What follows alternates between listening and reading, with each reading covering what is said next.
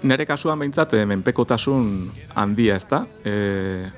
Egin kontu, uneotan 21.000 irakasle aldi berean ari garela kurrikulumari eta digitalizazioari buruzko ikastaro bat egiten, ez?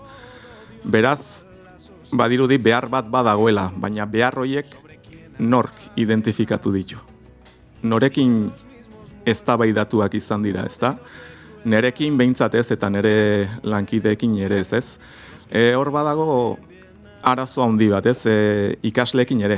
Klaseak ematen ditugunean, zer eman behar dugun, nola eman behar dugun, ez dugu askotan gure ikasleekin adosten, ez? Eta klaseak azken batean, gutxienean ikasleekin eman behar genituzkela iruditzen zait. Lehen Josek familiak ere aipatu ditu, eta esango nuke lehen hezkuntzan hainbestean, baina bigarren hezkuntzan familiak oso urrun ditugula, ez? Ebaluazio garaian hurbiltzen dira, beraien seme-alaben ibilbidea pixka bat nola joan den, eta nola doan jakiteko, eta esango nuke bai beraiek, baina batez ere guk ikastetxetatik ahalegina egin behar dugula, eskola eta etxea hurbiltzeko eta elkarrekin lanean jartzeko, ez?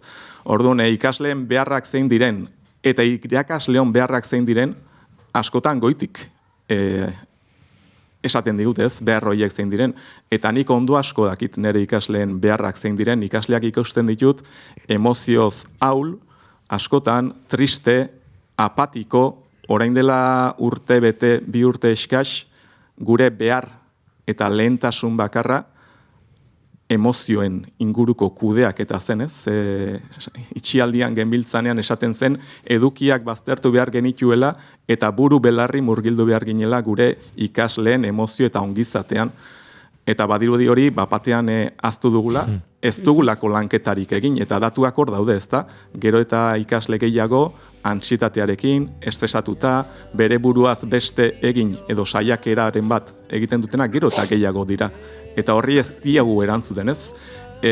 Horri aurre egiteko bide bakarra digitalizazioa baldin bada, ez dakit, niri zer pentsa ematen ditez, ez dut esaten digitalizazioa beharrezkoa ez denik, ez? Baina aldi berean, 21.000 irakasle horretan aritzea, ikaragarrizko inbertsio ekonomikoa da, eta giza inbertsio ere bai.